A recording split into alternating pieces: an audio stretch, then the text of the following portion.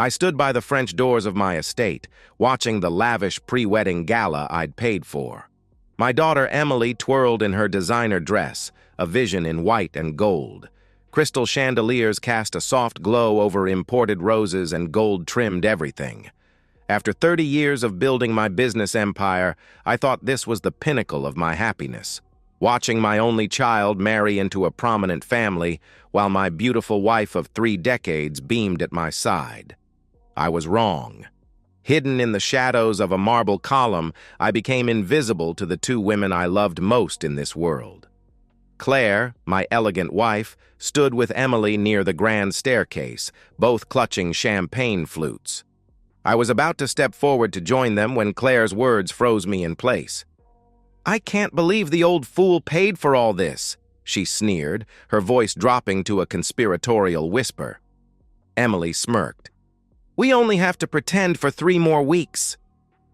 "The moment the honeymoon starts, I file for divorce," Claire whispered, leaning closer to my daughter. "I get half the estate, the accounts, everything. You'll have your trust fund, the yacht, the Paris apartment. He'll be left with nothing but his stupid business cards." Emily giggled viciously. "Cheers to Dad, the world's richest doormat." My hand tightened around my own champagne glass until I thought it might shatter. 30 years of marriage, 26 years of fatherhood, all of it, a calculated charade. But I showed no emotion. Not yet. My name is Edward Halston. At 56, I'm the founder and CEO of Halston International, a global logistics and supply chain corporation I built from nothing. I started in a basement office with second-hand furniture and a single phone line. Now I employ over 15,000 people across 23 countries. I met Claire at a charity gala when I was making my first million. She was 24, a former beauty queen turned marketing executive with amber eyes and a laugh that could light up a room. I proposed 6 months later. Back then, I was too busy building my empire to notice the calculatedness behind her smile. We had Emily 2 years into our marriage. I still remember holding that tiny bundle in my arms, making silent promises to give her everything I never had. My own father had abandoned us when I was 9, leaving my mother to raise 3 children on a waitress's salary. I swore my child would never know want or neglect. Perhaps I overcompensated. Emily's childhood was a parade of privileges: private schools, horse riding lessons, summers in Europe, winters in the Caribbean. Claire insisted our daughter deserved the best of everything, and I never questioned it. I was often away on business, building the fortune that funded their lifestyle. "Your father works so hard because he loves us," I overheard Claire tell Emily once when she was about 10. Now I wonder if that statement had always been followed by mocking laughter when I wasn't around. I had been loyal to a fault. Despite opportunities and advances over the years, and there were many in my position, I never strayed. Claire was my wife, my partner, the mother of my child. That meant something to me. Apparently, it meant something very different to her. Looking back, the signs had been there for years. I was simply too trusting, or perhaps too preoccupied, to see them. There was the time 5 years ago when Claire lost her anniversary diamond bracelet, only for me to discover later that she'd sold it to fund a secret spa retreat with her friends. When confronted, she cried and claimed she was depressed and needed self-care. There were the mysterious weekend charity events that left no trace in social media or society pages, the credit card charges at hotels in neighboring cities when she was supposedly visiting her sister. And Emily, my princess, had grown increasingly distant after college. She'd call only when she needed something: a new car after she wrecked the Mercedes, money to invest in a friend's startup that never materialized, a down payment for a Manhattan apartment she barely used. Last Christmas, I overheard Emily on the phone in her childhood bedroom. "Mom's working on it," she had said to someone. "The old man's going to set up a trust for the wedding. We just need to be patient." I'd assumed she was talking to her fiancé about financial planning. How naive I was. 6 months ago, Claire began meeting more frequently with our family lawyer, citing estate planning concerns. "We're not getting any younger, Edward," she'd said with an affected sigh. "We need to make sure Emily is protected." I agreed. I'd always planned to leave everything to my family anyway. What I didn't know was that Claire had been exploring ways to access my assets immediately, not after my death. She'd been laying groundwork, building a case, documenting fabricated evidence of emotional neglect and financial control. My executive assistant, Margaret, who had been with me for 15 years, tried to warn me. "Mr. Halston, Mrs. Halston requested copies of all your financial holdings yesterday," she told me 3 months ago. "I thought you should know." I dismissed her concerns. "Claire's just being thorough about the wedding expenses," I said. Margaret gave me a long look but said nothing more. The final piece fell into place 2 weeks before I overheard their conversation at the gala. My private banking manager called me directly rather than going through my assistant. "Mr. Halston, I wanted to confirm the transfer authorizations personally," he said. "It's unusual to move funds of this magnitude to offshore accounts without prior discussion. I had authorized no such transfers. When I investigated, the request had come from an email address nearly identical to mine, with a single character difference. The account details belonged to a shell company I later discovered Claire had established through her cousin, a minor banking executive. The attempt failed due to security protocols, but the intent was clear. They weren't just planning to take half in a divorce. They were trying to take everything. After overhearing Claire and Emily at the gala, I retreated to my study. My hands trembled as I poured a glass of 30-year-old scotch, a bottle I'd been saving for Emily's wedding day. I sat in darkness, the only light coming from the gardens where 200 guests celebrated a union that was nothing but a calculated extraction of wealth. Years of memories flashed through my mind. Claire's face when I surprised her with her dream house on our 10th anniversary. Emily's graduation day when she hugged me and whispered, "I couldn't have done it without you, Dad." All lies, performances to keep the cash flowing. Around midnight, Claire came looking for me. She entered without knocking, perfectly coiffed even after hours of socializing. "There you are," she said, her voice honey-sweet. "Everyone's asking where the father of the bride disappeared to." I looked at her, really looked at her, perhaps for the first time in years. Behind the practiced smile and carefully maintained beauty, I saw calculation, coldness, a predator waiting for the perfect moment to strike. "Just needed a moment," I replied, keeping my voice steady. "Big crowds, you know." She approached, placed her hands on my shoulders and kissed my cheek. I smelled expensive champagne and the French perfume I'd bought her last month. "Don't stay away too long," she purred. "This is all for Emily, for our family." Family. The word echoed in my mind like a cruel joke. When the door closed behind her, I made my decision. This wasn't a marriage. It was a long con. And I refused to be the punchline any longer. I would not rage. I would not confront. I would not give them any warning. I would be as calculating as they had been, but more efficient, more thorough. I picked up my phone and called the one person I knew I could trust. "Marcus," I said when my old friend and attorney answered, "I need your help with something urgent and completely confidential. Can you come to my office first thing tomorrow and bring Patricia from the forensic accounting team?" For the first time that night, I smiled. It wasn't a pleasant expression. Over the next 2 weeks, I became the perfect doting father and husband. I signed checks without comment. I nodded enthusiastically at wedding details. I posed for family photos with my arm around Claire's waist, smiling as if I hadn't heard her planning to destroy me. No one, not even Margaret, knew what I was doing behind the scenes. Marcus and his team worked around the clock, implementing a plan I had privately called Operation Exodus. Every asset, every account, every property underwent a transformation. The first step was securing what couldn't be hidden. I established an irrevocable charitable foundation, the Halston Family Foundation for Children's Education and Veterans Support. I transferred 75% of my wealth into it, with a board of trustees selected for their impeccable ethics and loyalty to me. Once the assets entered the foundation, they could never be retrieved through divorce proceedings or inheritance claims. Next came the business restructuring. I converted my ownership in Halston International into a complex web of voting and non-voting shares, beneficial interests, and management rights distributed among several entities. On paper, I owned almost nothing. In practice, I controlled everything.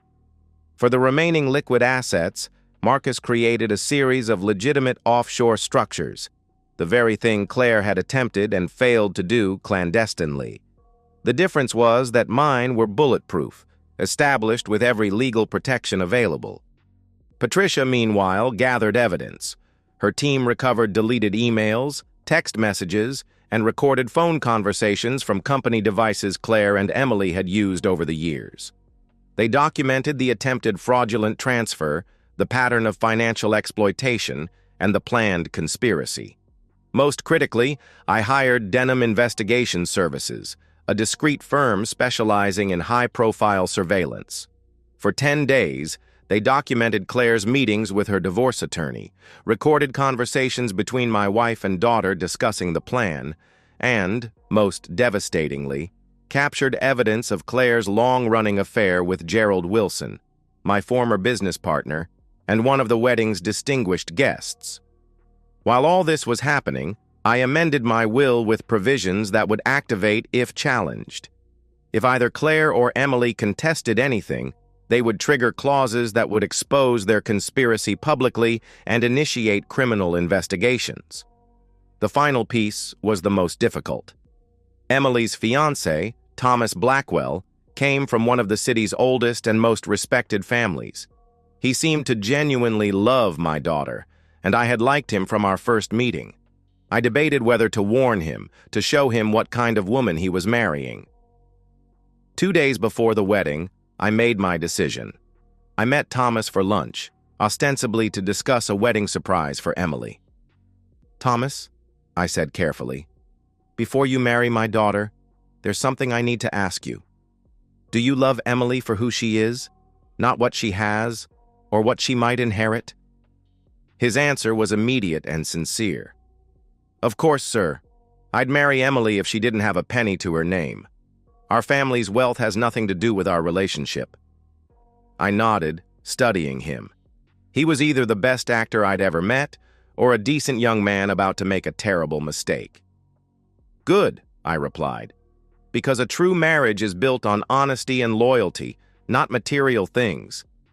I didn't warn him. Instead, I included him in my plan, not as a conspirator, but as someone who deserved to know the truth at the same moment everyone else would. The stage was set. The trap was laid. Now, all that remained was the execution. The wedding day arrived sunny and clear, as if nature itself approved of my plan. 500 guests filled the cathedral, followed by a reception at the Blackwell family's historic estate.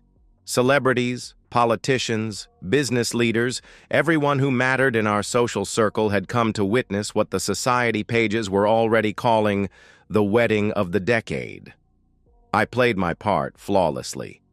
I walked Emily down the aisle, my face a mask of fatherly pride. I shook Thomas's hand firmly at the altar. I kissed Claire on the cheek as we took our seats in the front row. No one saw the small nod I gave to Marcus, seated 3 rows back. The ceremony proceeded without a hitch. Emily and Thomas exchanged vows that now struck me as particularly ironic coming from my daughter's lips. I promised to be faithful and honest. At the reception, I danced with my daughter for the traditional father-daughter dance. She leaned close, her smile dazzling for the photographers. "You really outdid yourself, Daddy," she whispered. "Your last big gift to me." I smiled back. "Indeed it is." As the dance ended, I squeezed her hand. "I'm so proud of the woman you've become," I told her. It wasn't entirely a lie. I was impressed by her commitment to the long con. She had learned from the best, after all. The reception dinner proceeded through its courses. Champagne flowed. Toasts were made. Claire kept glancing at her watch, no doubt counting down the hours until she could meet with her attorney to file divorce papers. Finally, the moment arrived for the father of the bride to give his toast. I approached the microphone, champagne glass in hand. The crowd hushed in anticipation. "Ladies and gentlemen," I began, my voice steady, "family and friends, today is a momentous day, not just for Emily and Thomas, but for all of us who have watched these young people grow." I paused, scanning the room. Claire smiled encouragingly. Emily looked bored but maintained her camera-ready smile. "Before I give my blessing to this union, I have a special gift. A surprise, you might say, for my beloved family." I nodded to the technical staff. The lights dimmed, and the massive screens positioned around the ballroom flickered to life. What followed was 10 minutes of meticulously edited footage. Claire and Emily, in their own words, detailing their plan to strip me of everything. Claire with Gerald in intimate situations. Documentation of attempted financial fraud. Text messages between mother and daughter laughing about how they had manipulated me for years. The room fell silent except for gasps and whispers. I watched faces transform from confusion to shock to horror. Thomas's parents, paragons of old money dignity, sat rigid with disbelief. Thomas himself had gone pale, his eyes fixed on Emily with dawning comprehension. When the presentation ended, the lights came up. I stood calmly at the microphone, surveying the damage. Claire had risen halfway out of her seat, her face a mask of fury and fear. Emily sat frozen, her perfect makeup unable to hide her panic.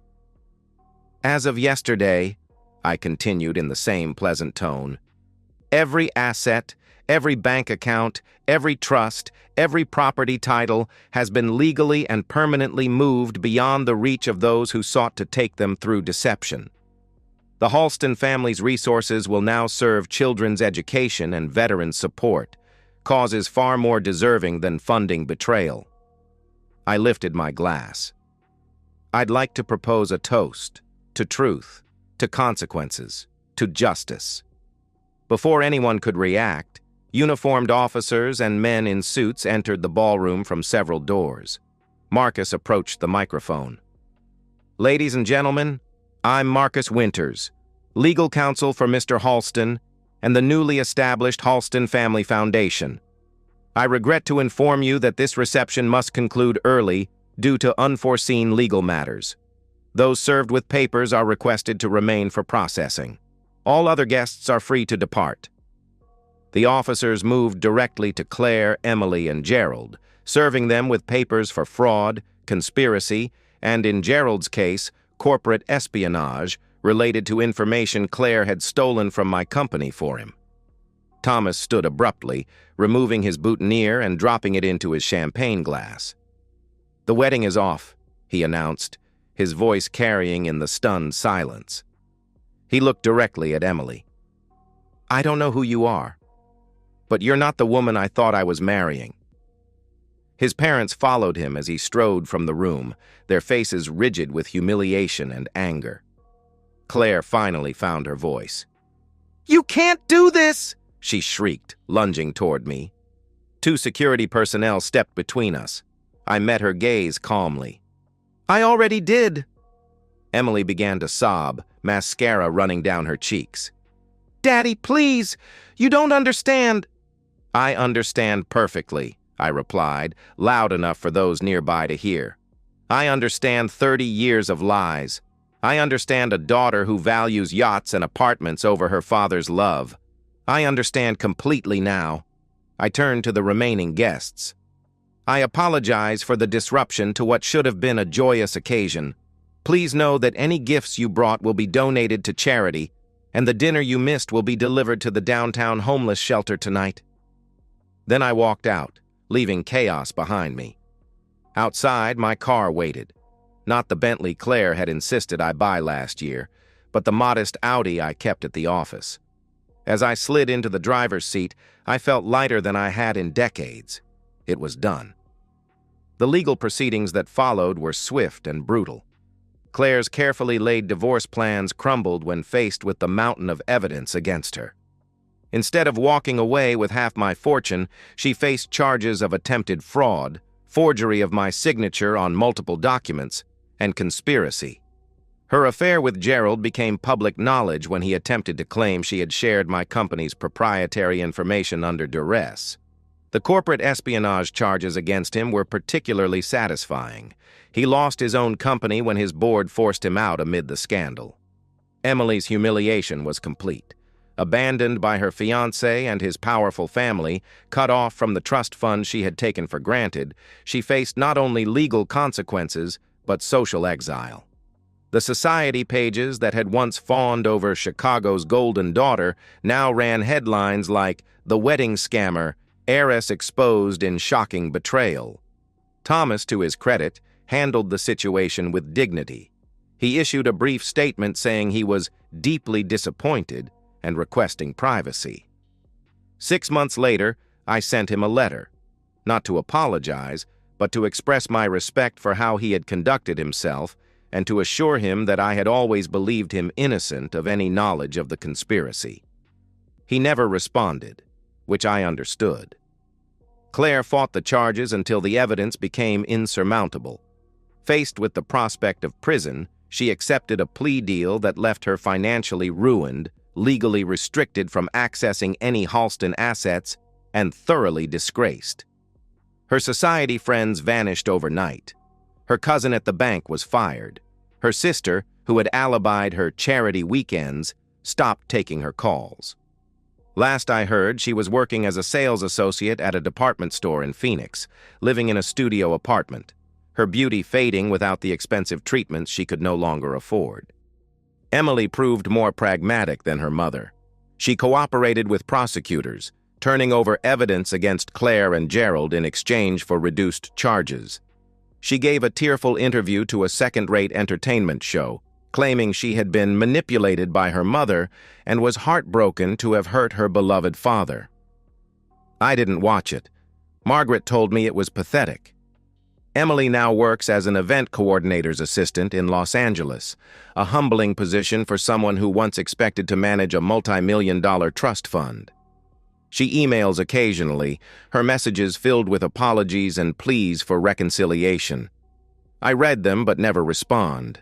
Some betrayals cut too deep for forgiveness.